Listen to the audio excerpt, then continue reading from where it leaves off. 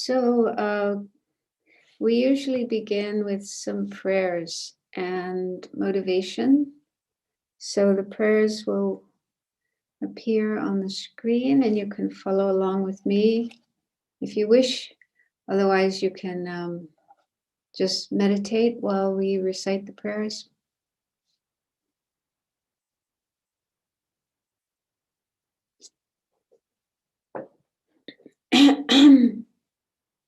So the first prayer is taking refuge in the three jewels, Buddha, Dharma, and Sangha, and generating the altruistic intention to become fully enlightened for the benefit of all sentient beings.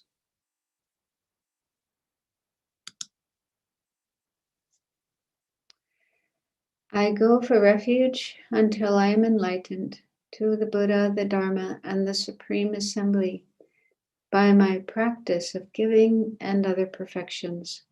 May I become a Buddha to benefit all sentient beings. I go for refuge until I am enlightened to the Buddha, the Dharma, and the Supreme Assembly. By my practice of giving and other perfections, may I become a Buddha to benefit all sentient beings. I go for refuge until I am enlightened to the Buddha, the Dharma, and the Supreme Assembly. By my practice of giving and other perfections, may I become a Buddha to benefit all sentient beings.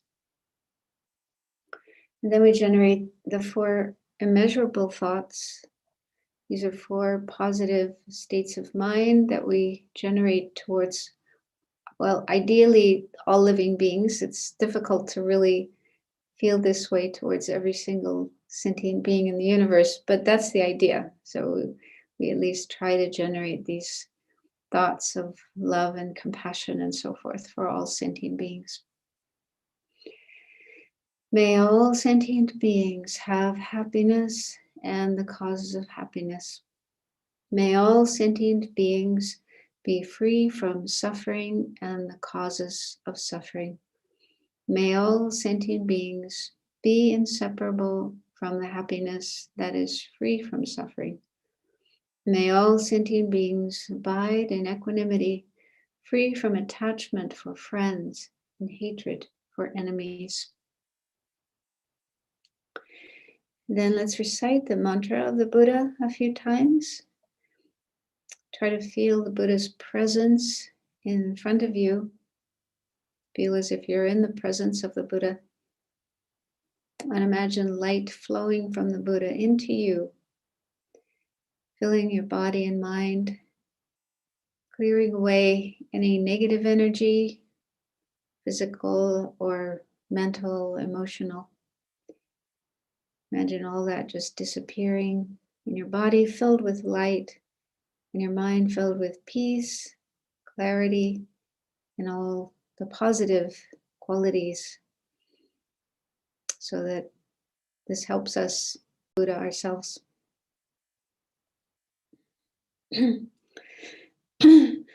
Tayata Om Muni Muni Maha Munaye Soha.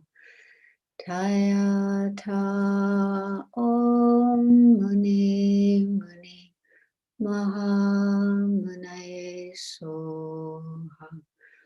Tayata Om Muni Muni Maha Munaye Soha.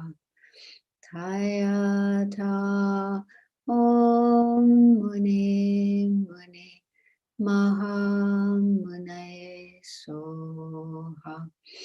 Tayata Om Muni Muni Maha Munaye Soha.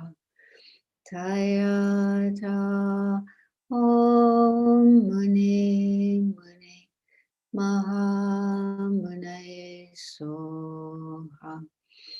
Tayata Om Muni Muni Maha Munaye Soha.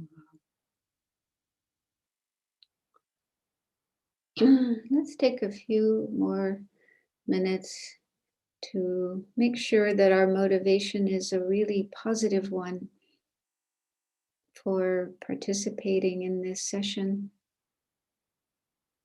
So the very best motivation that we can have for anything we do, especially learning the Dharma, is altruism, the altruistic intention of bodhicitta, which is wishing to become a Buddha ourselves so that we can help all living beings. So it's based on strong compassion, understanding that sentient beings have suffering, and wanting to free them from suffering, and loving kindness, understanding that sentient beings want to be happy, but fail to find real, long-lasting happiness, and really wanting to do something about this ourselves, and realizing that if we become a Buddha, fully enlightened Buddha, we can help each and every sentient being be free of the suffering that they don't want and find the happiness they do want. And we can also help them reach the state of enlightenment as well. So if you're familiar with the altruistic intention and comfortable with that idea, you can bring that into your mind, into your heart as your reason, your motivation for being here. You wish to learn more about the path and work on developing the path to enlightenment in your own mind for the benefit of all living beings. But if you're not so familiar with that idea, that motivation, not comfortable with it, then just try to generate whatever sense of altruism you can. Just feeling how wonderful it would be if I could be more helpful to other people, people around me, people around the world. And I would like to learn something here in this session that will enable me to be more helpful to others. So you can do it in your own words with your own thoughts, but just really do the best you can to have some kind of sense of altruism, wanting to benefit others as your reason, your motivation for being here.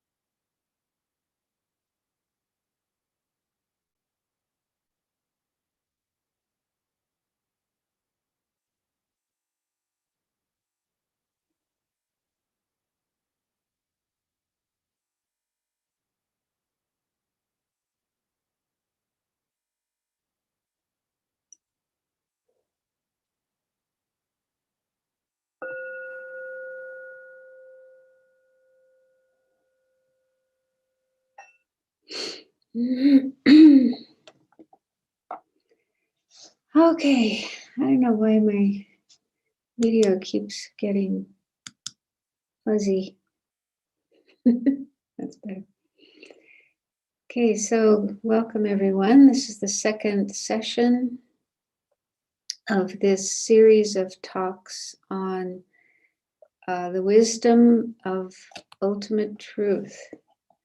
So the last week, I spoke about some basic ideas in Buddhism, mainly the Four Truths of Noble Ones, also called the Four Noble Truths, and also the three higher trainings of ethics, concentration, and wisdom, which are the way to actually start practicing the Buddhist path and work towards Nirvana and enlightenment.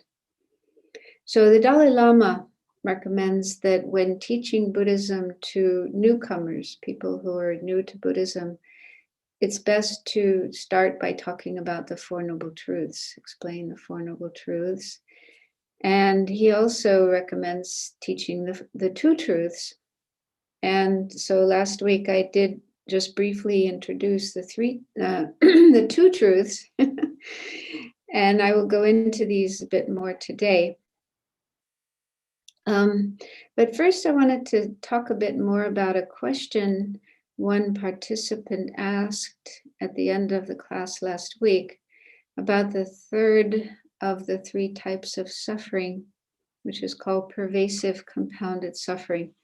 It is a very difficult point to understand. So I wanted to try to explain it better using an analogy. So Shanti, if you could put the slides up.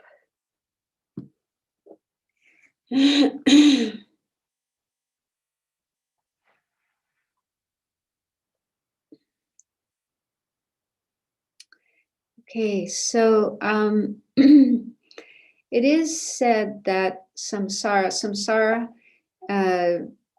it means cyclic existence. It's this situation that we are in as long as we're unenlightened beings, and we have to go through the cycle of dying and being reborn, dying and being reborn over and over and over again. And so they say that samsara, or cyclic existence, is like a prison. And just the word prison, I think, is an unpleasant word, you know. It has the connotation of something very unpleasant. Nobody likes being in prison. Even animals, if you put an animal in a cage, they're not happy. So of course it's true for human beings. We like our freedom. We like to go where we want and do what we want. When we're in a prison, we don't have freedom. And so it's a really unpleasant situation, a miserable situation. So samsara is said to be like a prison. But unfortunately, most people don't realize that. Most people don't recognize that they are in what's like a prison. And instead, most people are quite attached to samsara and keep doing things that will just keep them in samsara instead of enabling them to be free of samsara. So they just keep perpetuating their situation in samsara. So it's helpful to understand that it is like a prison so that we generate the wish to get out.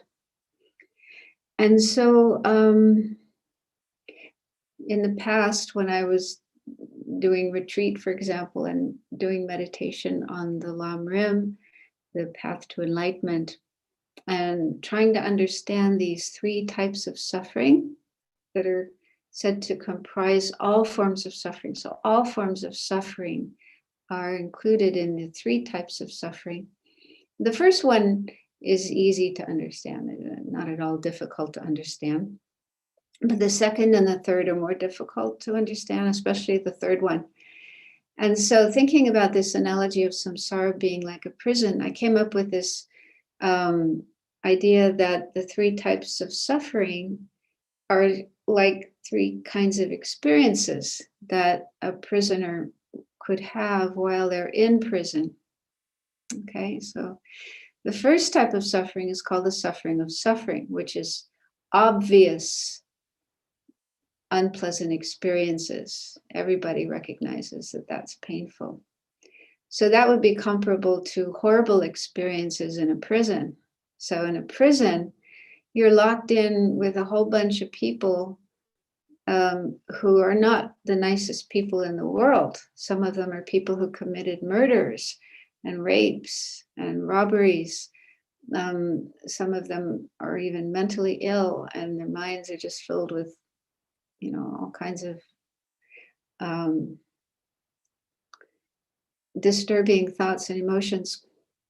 So while you're in a prison, you might encounter really horrible experiences, like being beaten up by other prisoners or by the guards. Sometimes the guards in a prison can be quite nasty people as well.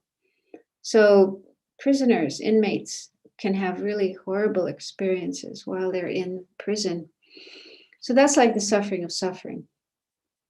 Nobody has to tell you this is a bad experience. You know it. And the second type of suffering is called the suffering of change. And that refers to the pleasant experiences that we have while we're in samsara. But they change. They don't last.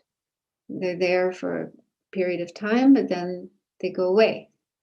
They cease. And we're left where we were before.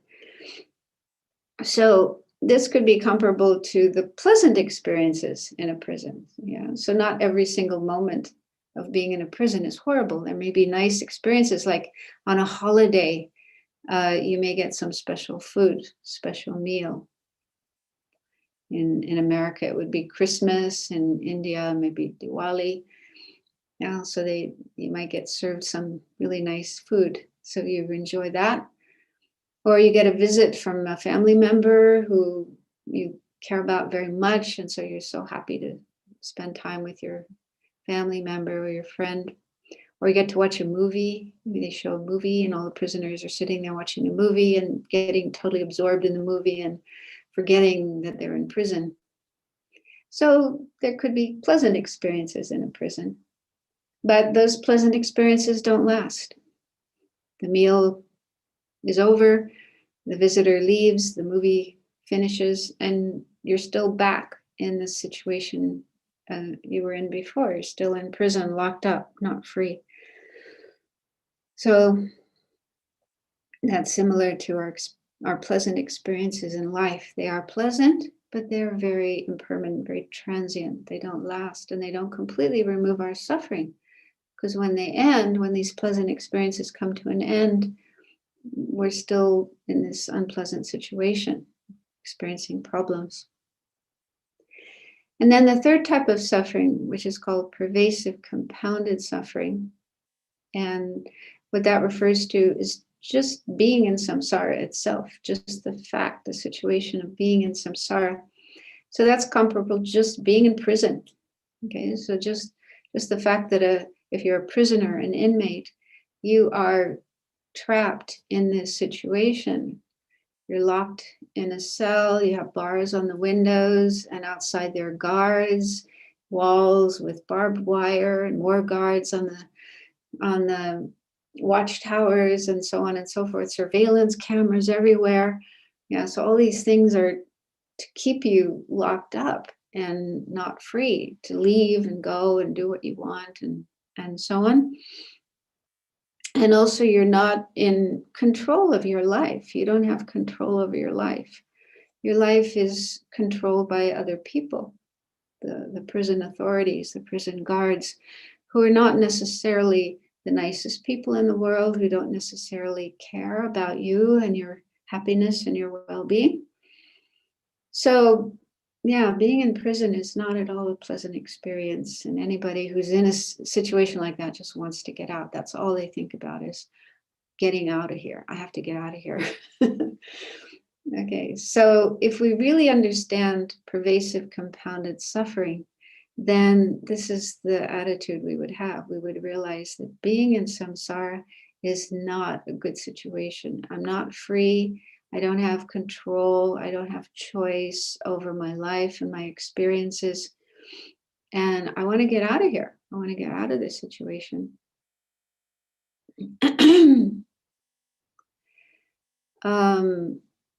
Okay, so then the next point on the slide says samsara is not a place.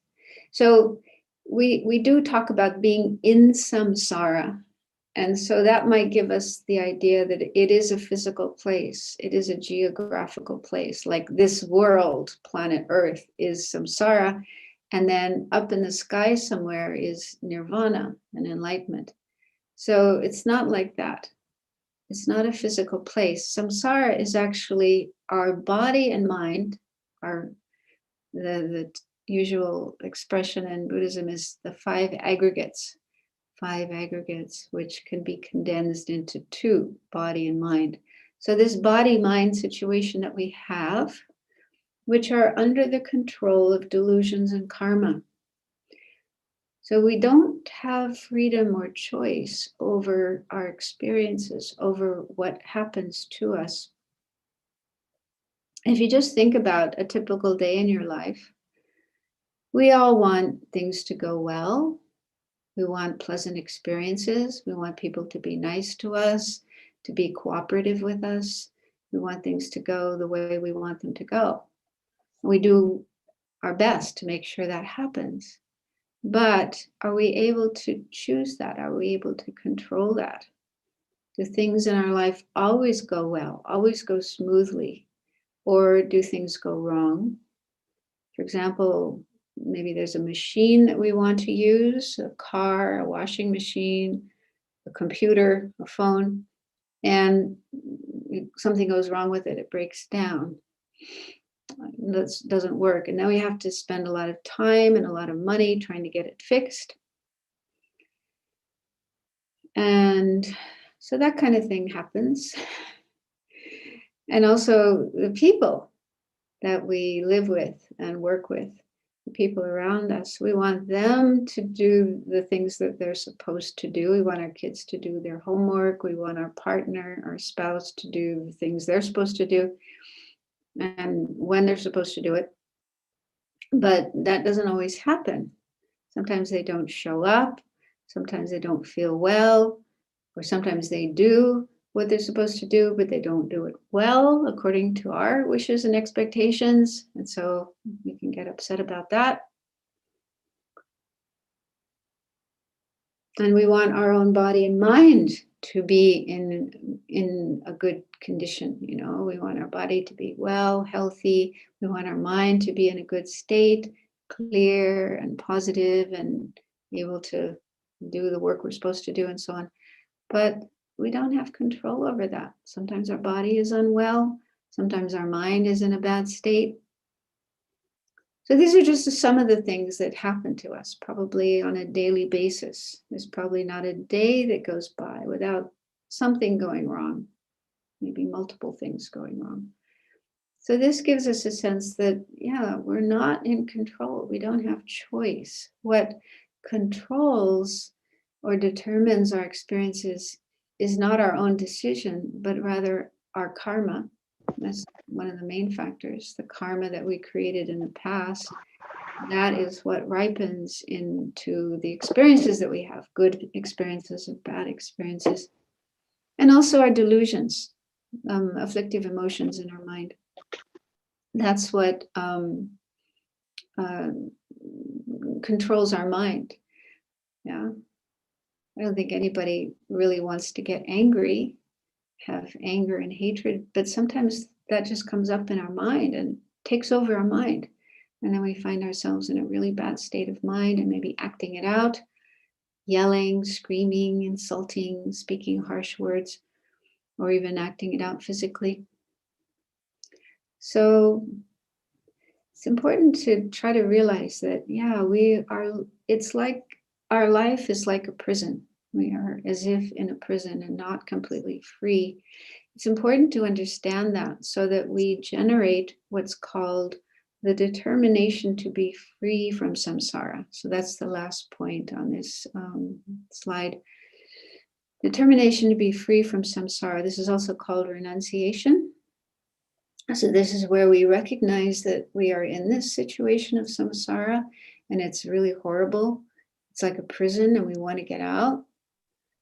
We don't want to stay here and we want to do whatever we can to get out and to attain liberation. So this is a very important state of mind that we need to cultivate. And the way to cultivate it is to recognize the sufferings, the unpleasant experiences in samsara. So I hope that helps to understand the three kinds of suffering a bit more, but they are difficult.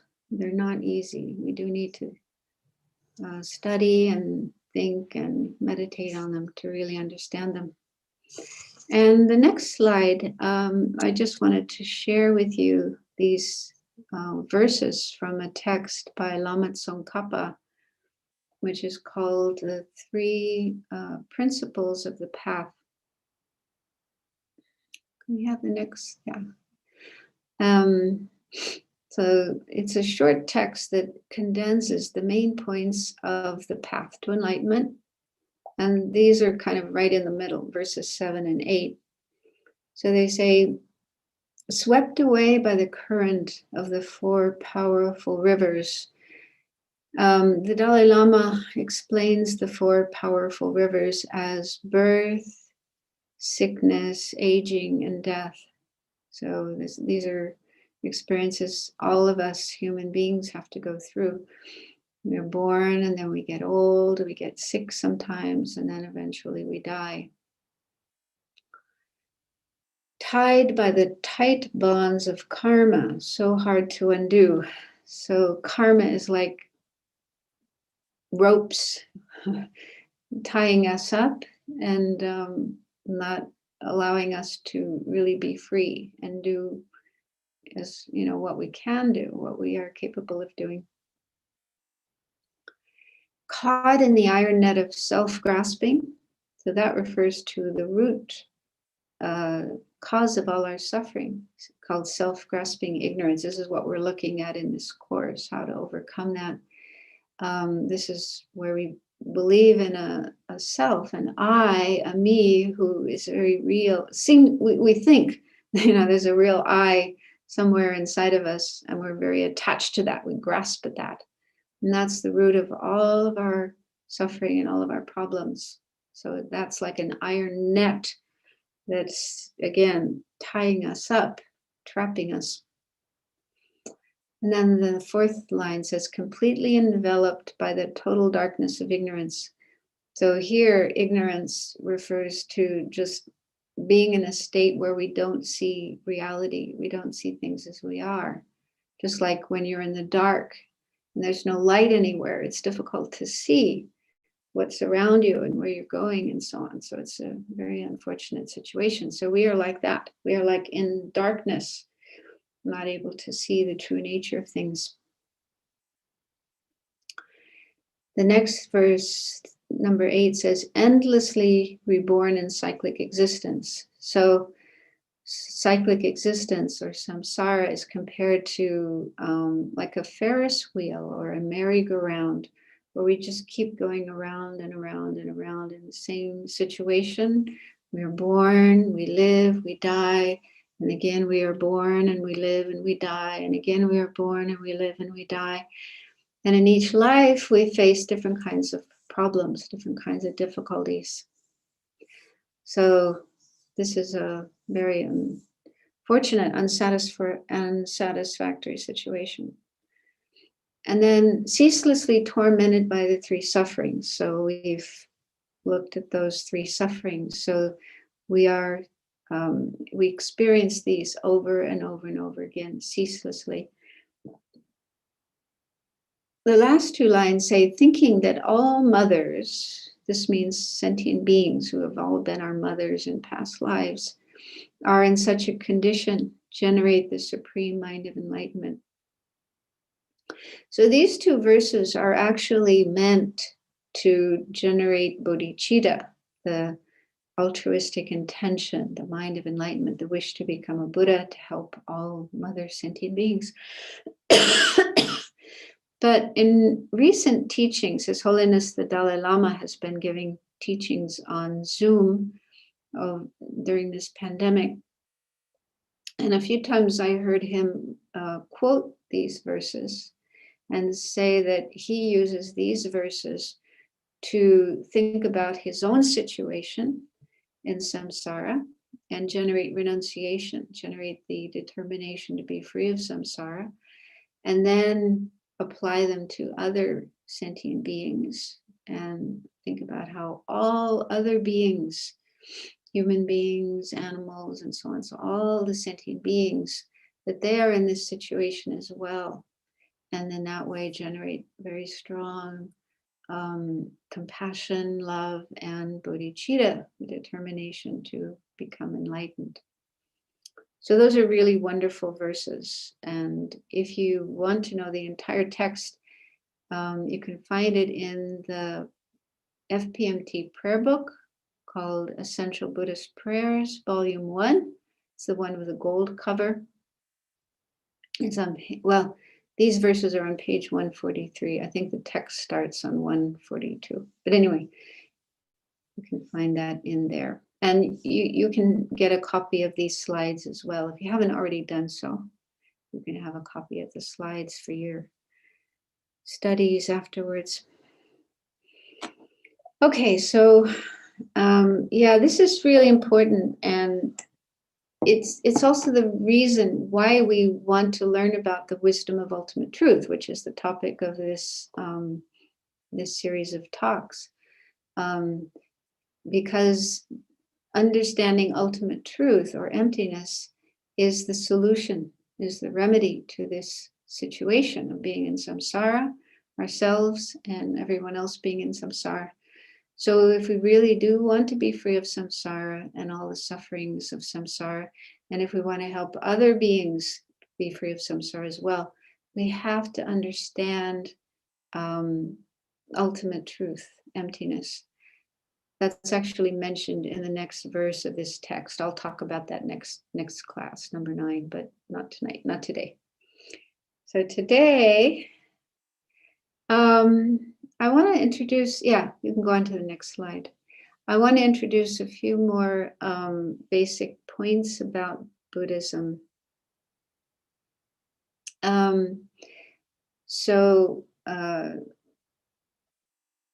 you know, one question somebody might wonder about is, what does it mean to be a Buddhist? What determines if you're a Buddhist or not? And I'm not bringing this up because I'm trying to convert anybody to Buddhism, but it's just helpful to know what's the criteria for being a Buddhist, as opposed to being a follower of some other religion or some other philosophical tradition. So this is helpful to know. And there's actually 2 ways of being a Buddhist, 2 ways of considering oneself as a Buddhist. The first one is, it's called a Buddhist by conduct. And this is somebody who takes refuge in the 3 jewels, Buddha, Dharma, and Sangha. So that taking refuge is said to be the entranceway, the doorway to Buddhism. Okay, so if you really want to follow the Buddhist path, be a Buddhist, that's the minimum, the minimum criteria is taking refuge in the 3 jewels, Buddha, Dharma, and Sangha. And that's a whole topic in itself, which I won't go into here, but you can learn elsewhere. Who are these 3 jewels, Buddha, Dharma, and Sangha? What does it mean to take refuge in them, and so on? So this is something you should study, you should learn before you, if you do want to become a Buddhist, you should know what you're doing. So you need to understand who are the 3 jewels, what does it mean to take refuge in them, and so on, before you take that step. But anyway, that's one way of determining somebody who's a Buddhist. And probably most of the Buddhists in the world, I'm not sure how many millions of people in the world are Buddhists, but most of them are in Asia. And probably most of them are this first type of Buddhist, because they're born into Buddhist families, like, for example, you know, Tibetan people or Thai people, Thailand, Sri Lankan people. So people who are born in a Buddhist country, or, you know, in a place where there are many Buddhists, and they're born in a Buddhist family and they grow up surrounded by Buddhism, and they just kind of go along with that. They don't necessarily understand Buddhism, they haven't studied that much, but they just follow their parents and their grandparents and the people around them, go to the temple, learn to pray, and then, you know, consider themselves a Buddhist. So they're probably this kind of Buddhist, the first one, Buddhist by conduct. And this, you know, conduct means, you know, you live according to the Buddhist principles, like, you know, nonviolence and compassion and ethics and so on and so forth. And the second way of determining a Buddhist is a Buddhist by view. And so this is probably a smaller number of Buddhists.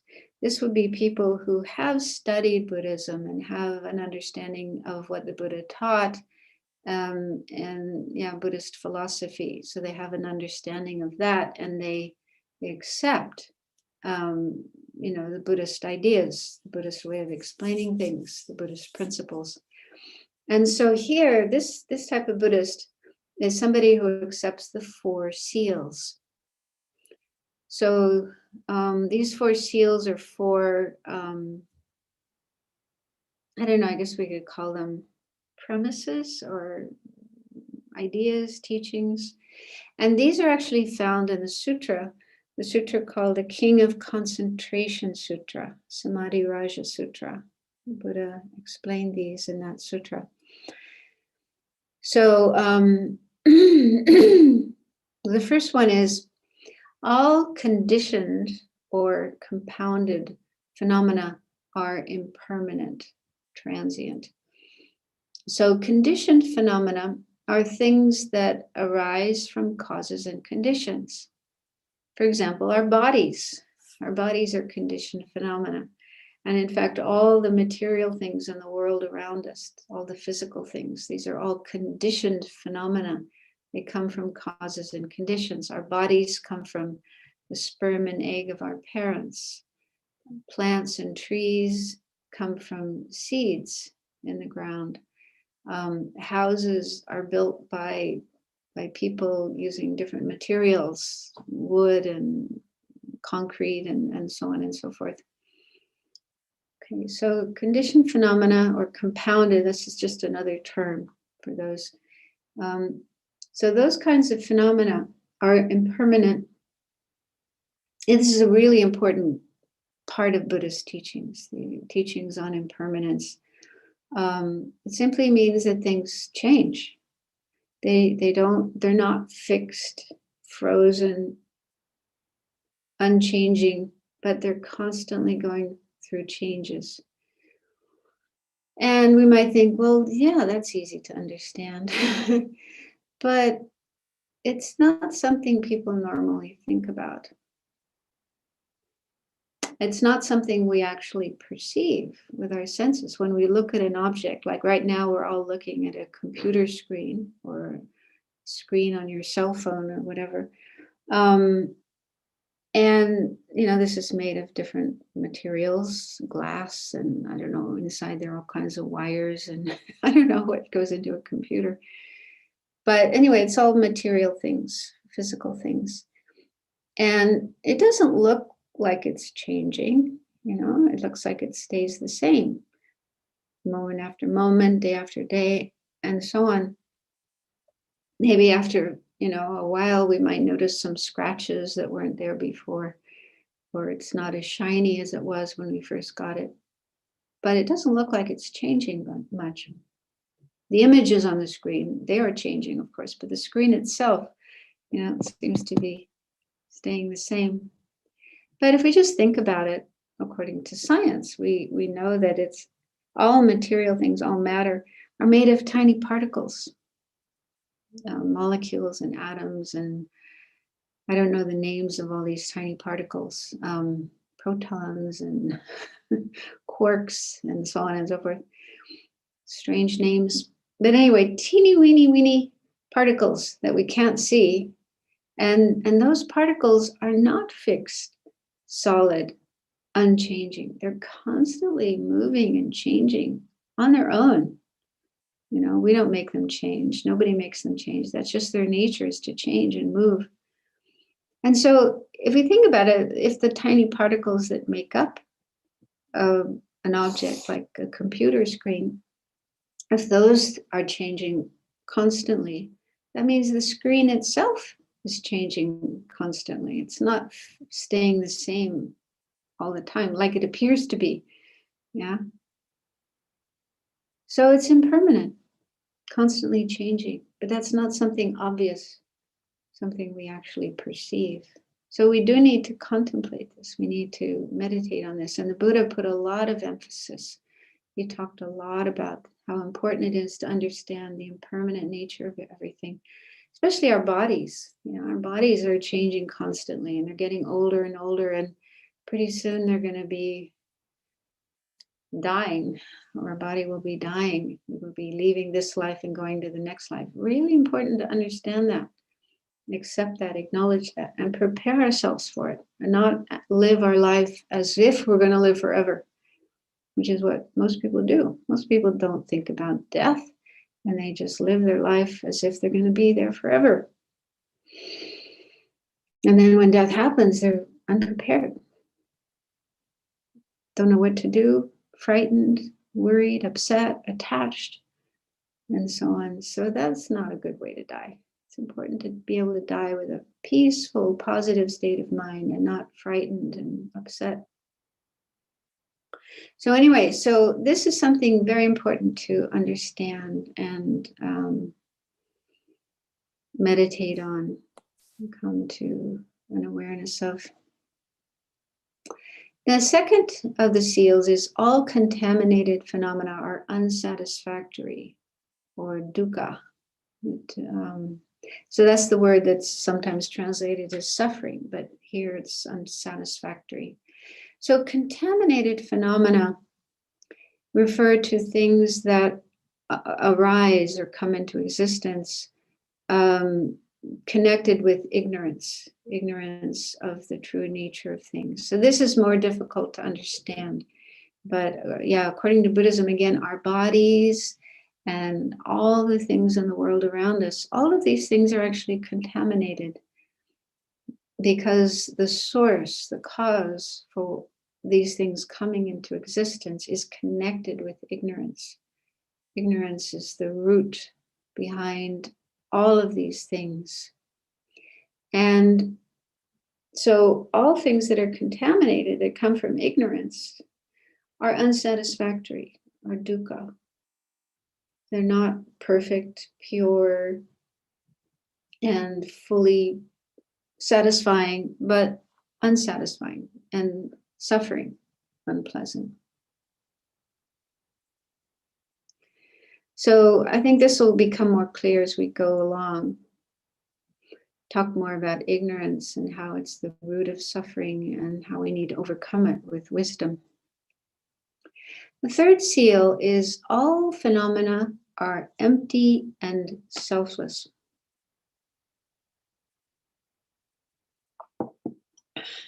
And this is even more difficult to understand. But that's why we're here. That's what this course is all about, is to try to understand emptiness and selflessness. And there are different schools of philosophy in Buddhism. Not all Buddhists everywhere in the world agree about everything. We don't usually fight with each other, but there are different opinions within Buddhism, different ideas about how, what did the Buddha mean by things that he said? For example, the word emptiness. Well, what does emptiness mean? What does selflessness mean? So not all Buddhists agree on the definition or the explanation of these terms. There are different points of view, but there are certain things that are common, certain things that all Buddhists do agree on. So with regard to this seal number 3, saying all phenomena are empty and selfless, if we want to talk about this in a way that all Buddhists would agree, all Buddhist schools of philosophy would agree, we would say that this means that we sentient beings, you, me, and so on, all sentient beings, we do not have a self that is permanent, unitary, and independent, a permanent, unitary, independent self. Now, this is the kind of self that some non-Buddhists believe in. For example, at the time of the Buddha and also today in India, there are many different schools of philosophy, and I haven't studied all of them, but it's said that most, if not all of them, do believe in some kind of self or soul or Atman, the word that's used in Sanskrit. So they believe that a person like us has this soul, which is something permanent and unchanging. It's unitary in the sense that you can't break it up into parts, one whole monolithic thing. And it's independent. It exists independent of our body and mind. So this is actually a doctrine that is taught by certain non-Buddhist schools, and also outside of India, Judaism and Christianity and Islam also talk about a soul. So I was brought up in Catholicism, and we were taught that we have a soul that continues to exist after we die, and it goes to heaven or to hell, depending on, how I live my life, and then it stays there forever, never goes anywhere else. So it's a common idea that human beings have, that there is some part of us, whether you call it a soul or a self or an Atman, whatever different terms for it, but there's some part of us that survives death, leaves this body and lives forever somewhere else, or is reborn. Okay, so some people do believe in rebirth, but they believe that what is reborn is this permanent self or soul. So the Buddha was exposed to this idea, and before he became enlightened, but he came to realize that this is wrong, this is mistaken. There is no such soul or self that has those qualities. And believing in that kind of self or soul is actually a source of suffering. That's the root cause of our suffering. If we believe there is this permanent, real I, me, myself, my soul, this is not only mistaken, but a source of suffering. Because if we do believe in such a self or a soul, we get very attached to our own self. And then that becomes the basis from which we look at other people and the world and make decisions about what we do and don't do. And we tend to develop attachment to certain people and certain things, and we want those people and things, and we'll even commit crimes or unethical actions in order to keep those things close to us. Other people and other things, we feel aversion, hatred. We want to keep them away from us. And we may, again, do harmful things, create negative karma in order to make sure that happens. So that way we create karma, we create problems for ourselves, problems for others. And this is where all the problems in the world come from, like war and corruption and all the crimes that people commit, abuse, and so on and so forth. So all the problems in the world and all the problems in our individual lives come from this basic wrong conception that we have a permanent fixed I, self, me. So Buddhism says no such thing. That doesn't exist. We're wrong about that. So we'll learn more about this later. But anyway, that's just an introduction to that particular point. And then number fourth seal is Nirvana is true peace. So Nirvana in Buddhism means the cessation of all suffering and the causes of suffering. It's the third noble truth that we looked at last week. So when a person, through practicing meditation, is able to completely remove from their mind all the delusions, greed, hatred, ignorance, and so on, and karma, all the suffering and the causes of suffering have been totally removed and ceased from their minds, then that is the state of nirvana. So that is true peace. That is the state of genuine happiness and peace and freedom from suffering. So this is a state that everybody can achieve. It's not just certain special people who can attain nirvana, but everybody can do it. And that's the real goal. So the reason I'm talking about these is it's not because they're just philosophical ideas, but they do have to do with our life. Our suffering and our problems happen because we don't understand these things. We don't see them, we don't know them, we don't understand them. So if we really want to be free of suffering and the causes of suffering, it is important to understand these things. Okay, so now, next slide.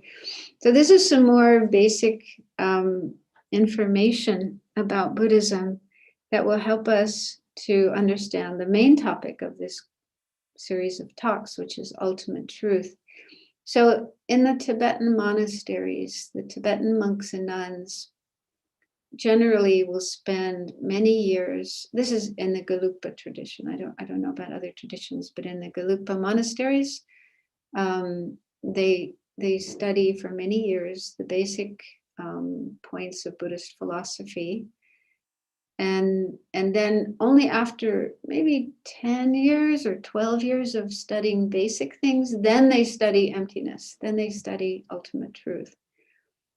And there's a reason for that. It's because ultimate truth is very, very difficult to understand. And it's like physics. Yeah. And you don't just start studying physics when you're in kindergarten or first grade, unless you're a genius. But, to understand physics, you need a lot of other material first. You need to learn basic mathematics and algebra and so on and so forth. I don't know because I haven't studied physics, but I know that it's very difficult.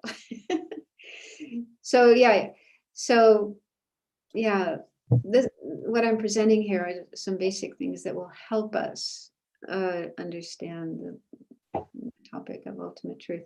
So one important thing is to know what exists and what doesn't exist.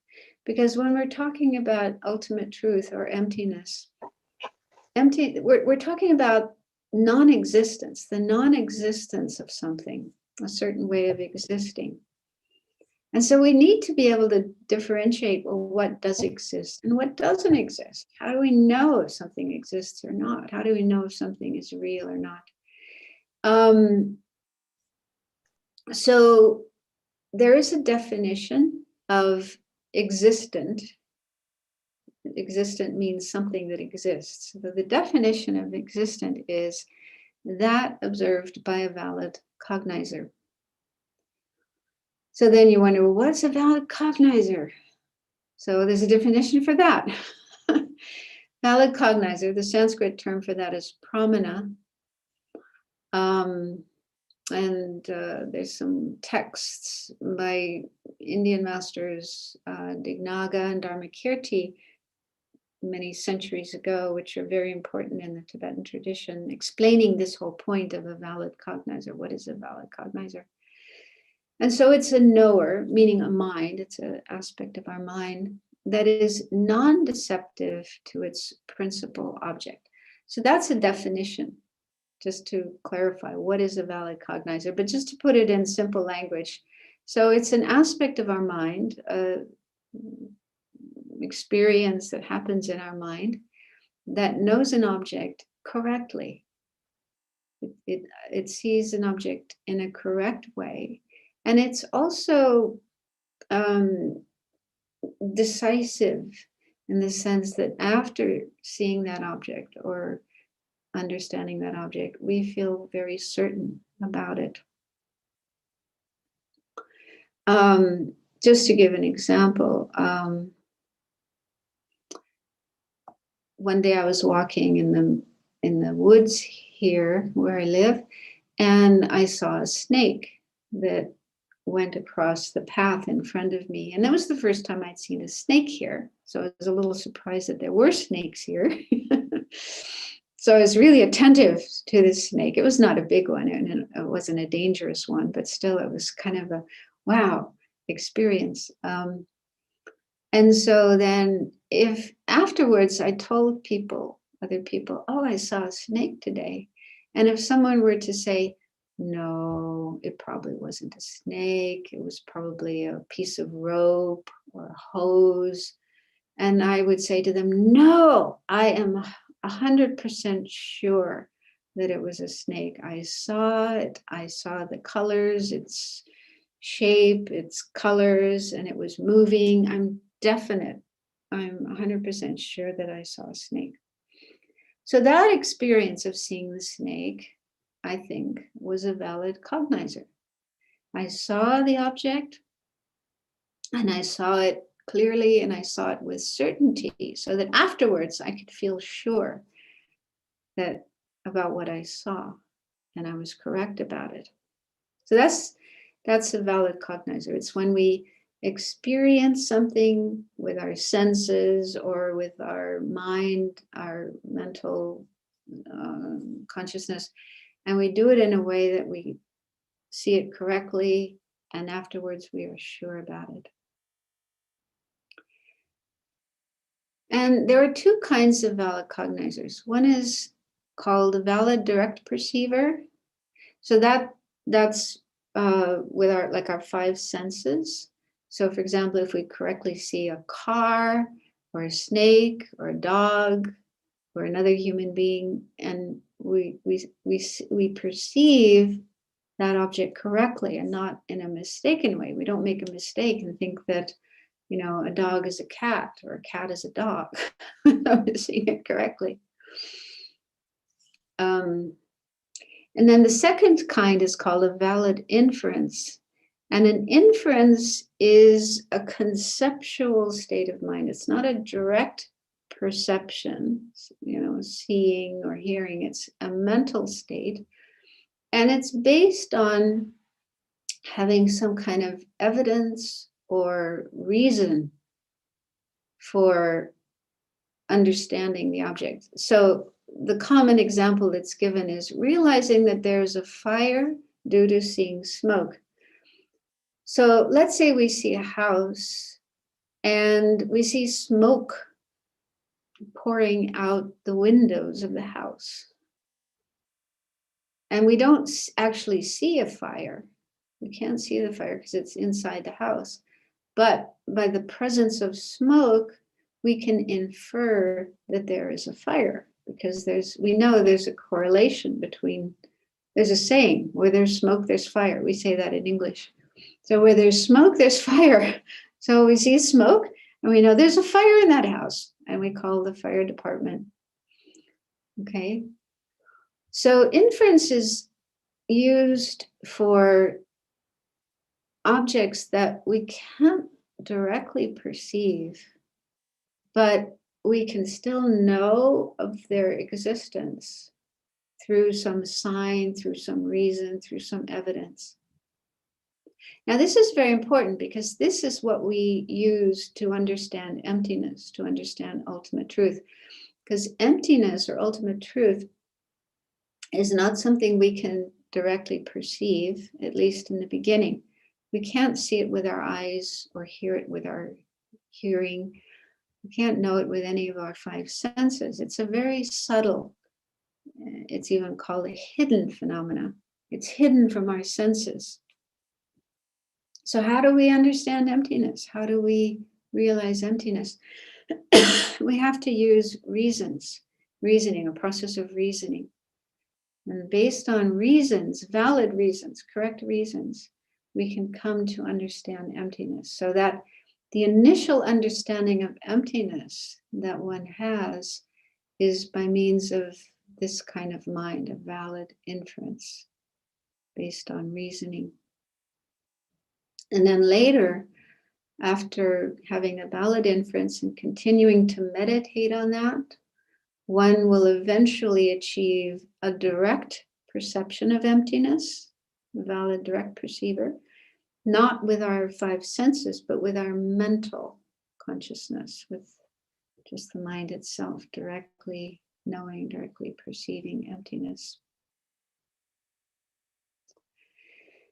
And then the next point says some synonyms of existent are object, object of knowledge, and phenomenon.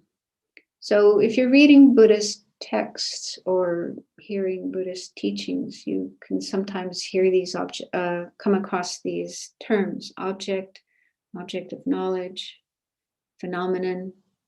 So these are all synonyms of existent, meaning these are other words that refer to things that exist. Now, on the other hand, there are things that don't exist.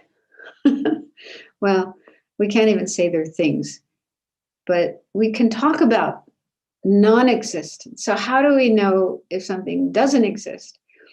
So the last bullet point says, something that cannot be known by a valid cognizer is non-existent. And in the text, they give examples. The common example they give are rabbit horns. There's no such thing as a rabbit with horns on its head. But somebody might think a rabbit has horns if they see a rabbit and the ears are sticking straight up in the air and maybe their eyesight isn't good or it's very far away, and they may think, hey, look, there's a rabbit with horns on its head. And everybody will say, no, those are ears, not horns. Okay, so people do sometimes make mistakes. They can misperceive things. Things that actually don't exist. Another example they sometimes give is a turtle's mustache. So again, there's no such thing as a turtle that has a mustache. But somebody might see a turtle and maybe they've got dirt, I don't know, dirt on their mouth. They think, hey, look, there's a turtle with a mustache. Okay, so we do sometimes have ideas or perceptions of things that we think exist, but they're actually false. They don't exist. So another example I put here is Harry Potter. There's no such person as Harry Potter. Harry Potter is a fictitious character, that was in many books and also movies. And the author made lots of money with this fictitious person of Harry Potter. But there's no such person. Harry Potter is not a person that can be found by a valid cognizer. You can't go to a house and knock on the door and Harry Potter will come out and say, hi, I'm Harry Potter. Okay. So there's lots of things that don't exist, and yet we can think about them, we can talk about them, we can write books about them and make movies about them and so on, but they're not existent because they can't be known by a valid cognizer. So this is important because the last example on that list is inherent existence. So inherent existence is something that doesn't exist. And yet our minds create and project inherent existence onto things. In fact, Madhyamaka Prasangika says, everything we see, everything we know with our mind, all appear as if they exist inherently, as if they have inherent existence. I'll explain more about what that means in a little bit, but it's a mode of existence that seems to be there in everything. And in fact, it's something non-existent. It's something that doesn't exist. It's a complete hallucination, a fabrication. And we have to investigate. This is what emptiness is all about, is investigating to see if inherent existence is true or not. And if we do this correctly, we will realize that it doesn't exist. It's empty. That's what emptiness means. Emptiness is the emptiness, the absence of inherent existence. Okay, this might be a lot of information for you, but you can have the slides afterwards and study it on your own and get used to these ideas. They'll be coming up again and again as we go along. Okay, the next slide is, again, some more basic information that will help us to understand emptiness. So this is a division into impermanent and permanent. So according to Buddhism, whatever exists, all existent things, are either impermanent or permanent. And these terms, impermanent and permanent, have a somewhat different meaning in Buddhism than they do in normal language. So our usual understanding of impermanent means that it doesn't last long. And our usual understanding of permanent is that it lasts forever. It's not quite the same in Buddhism. So let's look at how these are explained in Buddhism. So impermanent phenomena, I mentioned before, these are things that change. They're subject to change. Synonyms of impermanent are conditioned things, meaning things that arise from causes and conditions, and compounded. They come to, different factors, different causes and conditions come together to make impermanent phenomena. So let's look at examples. There are said to be 3 types of impermanent phenomena. The first one is called form, which refers to physical matter, physical phenomena. For example, our body, this is an example of form. It's impermanent, comes into existence in the womb of our mother. It grows, changes all the time, eventually gets old and dies. A table. So these are just examples, but all the physical things in the world, these are examples of form. The second is consciousness, mind. So mind is not physical. It's not made of particles, atoms, not something that can be seen or touched. It's a non-physical phenomenon, but it is also impermanent because it's changing all the time. Our mind is constantly changing, and it's made up of different kinds of experience. So it mentions here main minds and mental factors. So main minds are like our 6 senses: seeing, hearing, smelling, tasting, touching, and our mental consciousness, which includes our thoughts, our emotions, our dreams, and so on. So those are main minds. Mental factors are other parts of our mind that are have a more specific function. For example, feeling.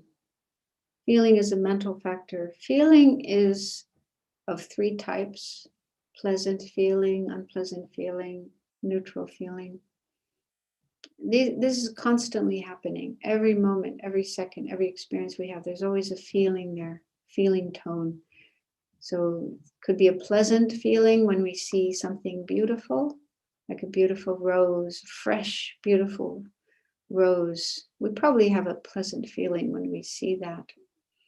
Or an unpleasant feeling if we see a pile of garbage, smelly old garbage, probably unpleasant. And neutral feeling when we just look at a wall, for example, a plain white wall. It's not really pleasant or unpleasant, but neutral. So that's just an example of a mental factor. But this is, again, something that the monks and nuns would study in the monasteries.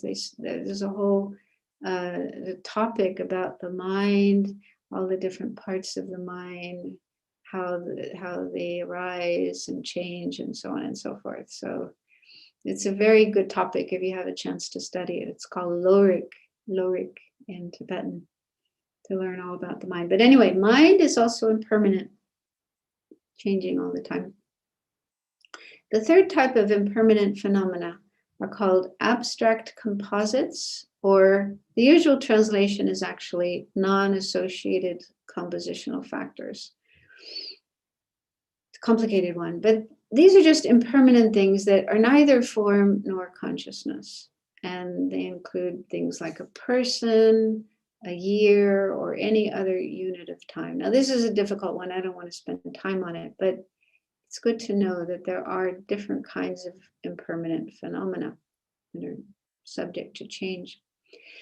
And then permanent phenomena are things that don't change. They don't arise from causes and conditions. They don't change moment by moment. And examples of permanent phenomena, well, emptiness is one. Emptiness is a permanent phenomena. It's not something that comes into existence from causes and conditions and changes every moment.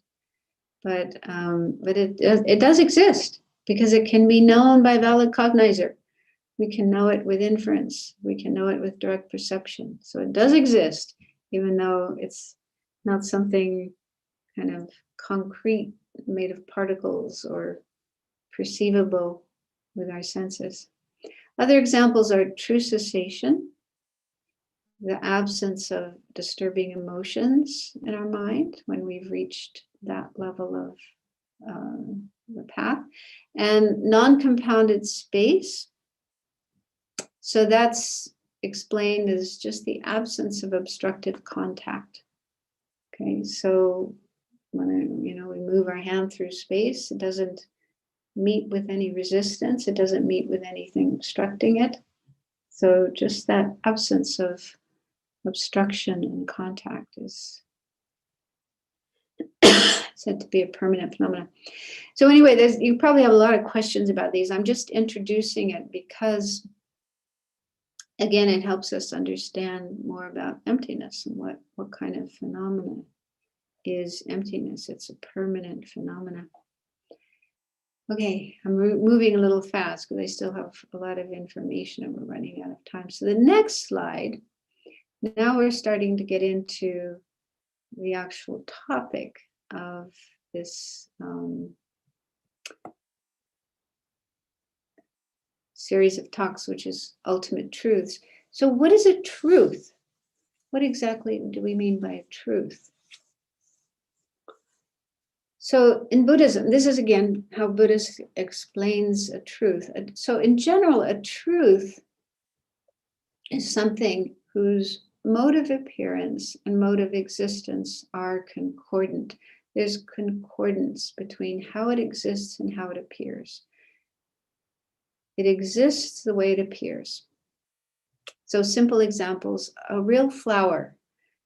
So when we see a flower growing in a garden and touch it and smell it, it looks like a real flower. It is a real flower, as opposed to an artificial flower that might look real, but isn't real. Another example of a truth would be real money. So a $100 bill or a 100 rupee note that was produced by the government and not by somebody who's got a machine in their basement producing counterfeit money. So real money, it looks like real money, it is real money. So that would be truth. On the other hand, the other term is a falsity. So a falsity is something whose mode of appearance and mode of existence are not concordant. In other words, it doesn't exist the way it appears. So examples are an artificial flower. But some artificial flowers are so well made, like the ones that are made of silk. When you see it, you think, is that real? It looks real. You even have to go up and touch it, feel it, and maybe smell it to know that it's not real, it's artificial. So it looks like a real flower, but it isn't. It's an artificial flower. So that would be an example of a falsity. And then counterfeit money. Okay, so sometimes counterfeit money can look very, very real. You have to hold it up to the light to see if it's got that kind of hidden picture or insignia on it. So it looks real, but it isn't. Okay, so there's probably lots of examples of this, like wax museum in the wax. I haven't actually gone into a wax museum, but in a wax museum, they have figures of people made of wax, and they're so well made. They look like the real person, but it's not. It's not a real person. It's just a dummy, an image made of wax. So keep this in mind because it will help us understand when we talk about the two truths. Because some truths are not real truths. They're actually falsities, even if they're called truths. So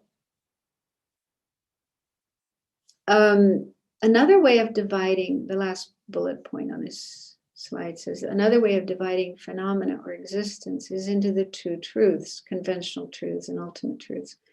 Whatever exists is one of these. Whatever exists is either a conventional truth or an ultimate truth. And there's nothing beyond these. There's nothing that exists that isn't one of these two. But there's also nothing that exists that is both. Nothing can be both a conventional truth and an ultimate truth. So what's the difference between the two truths?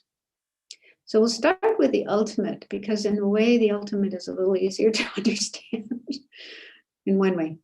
Okay, so the next slide. This is our real topic for this series.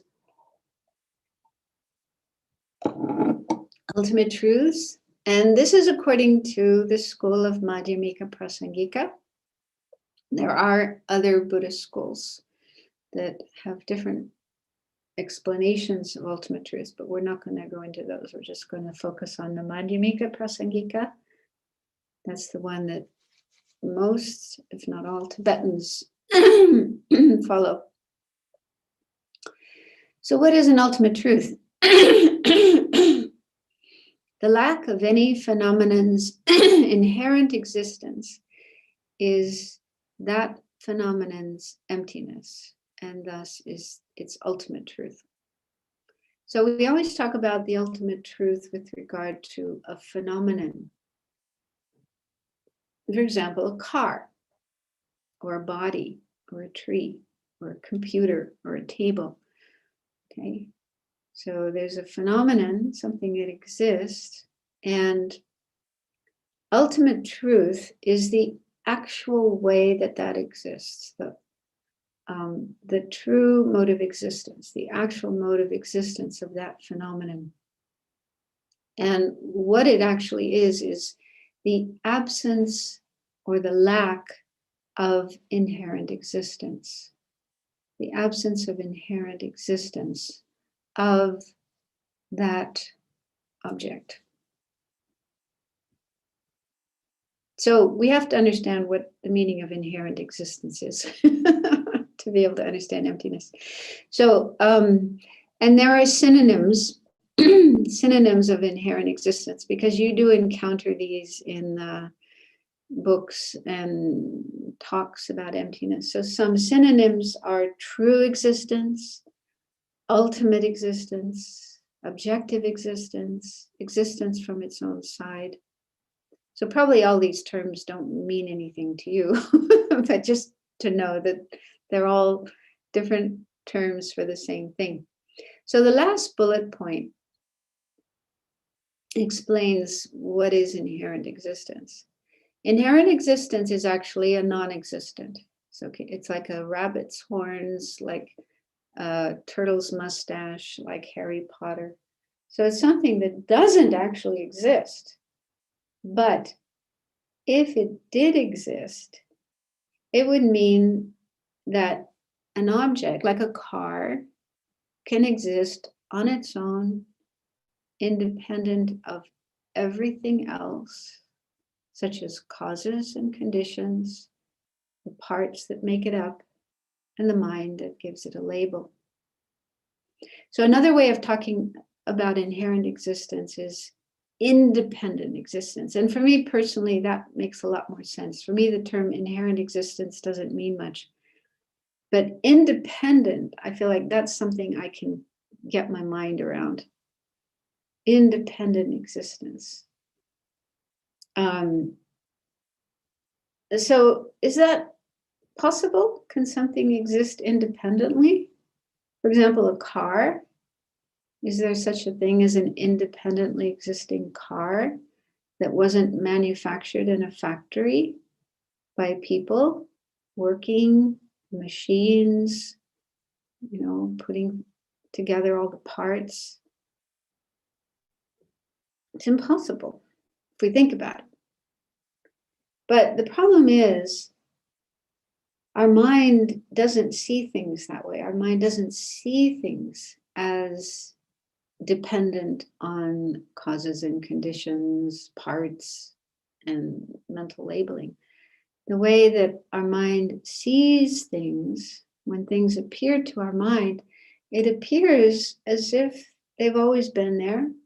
They didn't come into existence from a process of causes and conditions coming together. And we don't see them as made up of parts. We see them as whole, monolithic, existing on their own autonomously, as if they've always been there, just like that, just the way they appear to us. This is sort of our gut level way of seeing things. It's not something we construct intellectually, consciously, deliberately. It's just our gut level, immediate way of seeing things. They seem as if they exist independently of everything else. That's the meaning of inherent existence. And inherent existence is false. It's a false mode of existence. But it's not immediately apparent to us. So it's something we need to investigate. We need to check and see if it's there or not, see if it's true or not. So that's just a brief introduction to the meaning of ultimate truth. And if you don't understand this, don't worry, we're going to go back to it. We're going to go over this again and again and again. I'm just introducing it at this point. And then conventional truths, the next slide. So what are conventional truths? Conventional truths are everything else. Everything that's not in emptiness, everything that's not in ultimate truth, but it has to be something existing. Okay, so rabbit horns are not conventional truths. Harry Potter is not a conventional truth. Okay, only things that exist, things that can be known by valid cognition, are conventional truths. So emptiness is ultimate truth. Everything else is a conventional truth. So I put the next bullet point, second bullet point, is an etymology of the Tibetan term for what we translate as what we call conventional truths. It's Kunzop Denpa. Kunzop Denpa. So Kunzop, the first two terms, Kun means all, Zop means concealing or obscuring. So Kunzop can be translated as all concealing or all obscuring, thoroughly obscuring. And this term, Kunzop, actually refers to ignorance. Ignorance that grasps at inherent existence, that believes in inherent existence. So this ignorance, which is in our minds, I'm sorry to say, but we have it in our minds, it conceals or obscures us from seeing reality, from seeing things as they are. And then Denpa, the second part of that term, Denpa is the word for truth. So this is why there are different translations for this term. The most common one is conventional truth, but some translators try to translate it more literally, and so they come up with truth for a concealer. So some translators translate this term as truth for a concealer or veiled truths. Shanti had asked about that term. That's the term used in the series of books by the Dalai Lama and Thupten Chodron called The Library of Wisdom and Compassion. So far, I think 6 of these have been published. There's a few more on the way. But anyway, they're using the term veiled truths. And the reason for those terms is because the actual truth of an object, which is emptiness, the actual way that something exists, emptiness of inherent existence, is concealed or veiled by ignorance. So when we look at a car, for example, we see a car, its actual mode of existence is that it's empty of inherent existence, empty of independent existence. But we don't see that. We don't see it that way. We see it the opposite way. We see it as if it has inherent existence. It has independent existence. So the way we see an object is completely opposite to the way it actually exists. Why that happens is because of ignorance. Ignorance in our mind veils us from seeing the actual way of the object exists. It kind of puts a veil, a false mode of existence over the object, so we can't see it as it really exists. It's hard to understand. In fact, it's said that to really understand conventional truths, we have to first understand ultimate truth. We have to realize emptiness. And then we can understand, oh, now I understand conventional truths. So in a way, they're more difficult to understand than emptiness. And then the last bullet point says conventional truths are actually not truths. They are falsities. So remember what I said about falsities? A falsity is something that doesn't exist the way it appears. So conventional truths like our bodies, cars, all the things we see in the world around us, these are actually falsities, because the way they exist and the way they appear don't match. There's a discordance. They don't exist the way they appear. But that's not easy to understand. We'll go into it more. We've run out of time for our class for today. So if you feel confused, don't worry. It'll get more clear as we go on. The last slide is just a summary of the points that we looked at today. Maybe I won't spend time on this. You can read it on your own. And then actually the last slide, the next one, because Shanti had asked me, I guess some people had asked about books, if there's a textbook for this course. I'm not following a particular book. I'm just using notes that I've made over the years from my studies of emptiness. But these are some books that if you do want to read more about emptiness, these are more basic books. There are books that are much more complicated, but these are more introductory, kind of explaining emptiness in more simple everyday language. So you can have a copy of these slides. You'll get them from Shanti if you haven't already. And if you do want to read more about books, these are ones that I recommend. So we've come to the end of our time, and I hope you're not feeling overwhelmed. There was one question from Jaya. So he says, isn't emptiness a union of convention and ultimate? Sorry, can you repeat that?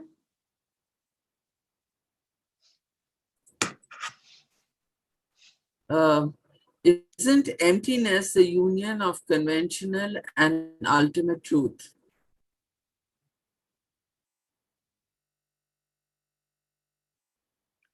I don't understand that question, but I think it's something that will be more clear later. I mean, there is a point about the two truths, conventional truth and ultimate truth, being one nature.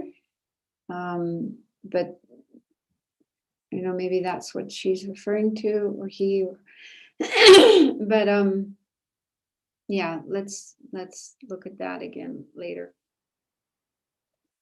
The union of the two truths is something that's usually talked about in Tantra, highest yoga Tantra.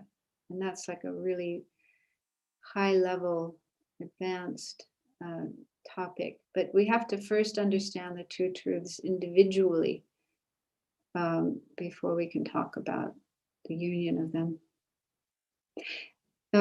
Okay, I see one more question. Contaminated phenomena. I explained what that meant. It means, well, it's not easy to understand, but it means things that are under the control of or arising due to ignorance. So anything that comes into existence on the basis of ignorance of ultimate truth, is a contaminated phenomenon. So most of the things we deal with, our bodies, our minds, the world around us, everyone and everything in this world around us, these are contaminated phenomena. An uncontaminated phenomena, example of an uncontaminated phenomena would be the Buddha's mind, which is totally free of ignorance, totally beyond ignorance. Okay. So we don't have time for questions because I actually have to do something else after this. But if you do have questions, please send them to Shanti, and I will explain them next time, next class. Sorry. I had too much information that I wanted to talk about today, so I had to rush a bit and just barely finished. But yeah, I'll answer your questions next time. Just send them in. So we do need to do the prayers of dedication to dedicate the merit, the positive energy.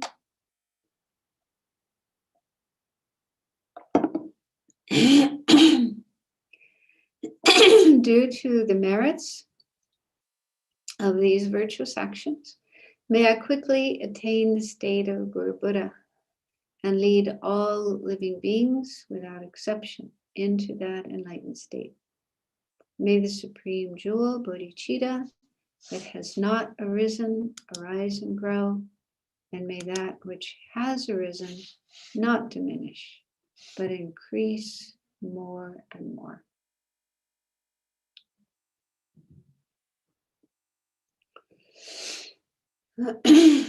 And then for the long life of the Dalai Lama, incomparably kind and supreme Tenzin Gyatso, the wish-fulfilling, wish-granting jewel, source of every benefit and happiness in this world, may you have a long life and all your holy wishes spontaneously fulfilled.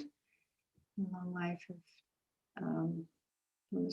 you who uphold the subduer's moral way, who serve as the bountiful bearer of all, sustaining, preserving, and spreading Manjunath's victorious doctrine, who masterfully accomplish magnificent prayers honoring the three sublime ones, Savior of myself and others, your disciples, please, please live long. Okay, thank you very much for joining. Thank you very much.